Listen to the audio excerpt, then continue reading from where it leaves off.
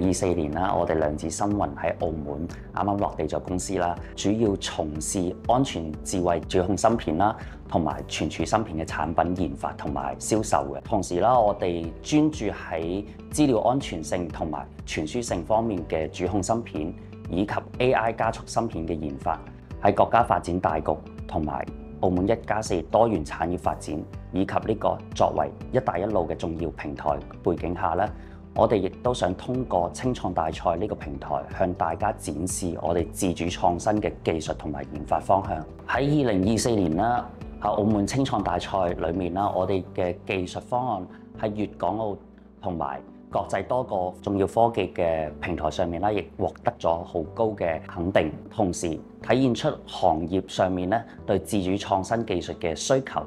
亦都驗證咗我哋嘅研發方向同埋產業價值嘅。作為一個澳門人啦，我非常之覺得自己係有責任同埋義務去為澳門嘅繁榮發展貢獻自己一分力量嘅。而喺大賽過程中啦，每個評審對我哋項目嘅肯定同埋寶貴意見咧，可以幫助到我哋企業加速成長。咁我相信青創大賽咧，可以令到我哋聽到唔同角度下對我哋項目嘅見解，既可以令我哋更加好去了解市場上對我哋產品嘅需求度，亦都可以令到更多人認識我哋嘅產品。揚帆雙創新征程，聚力種植新機遇。掃描二維碼報名及查詢大賽章程，報名截至6月11日。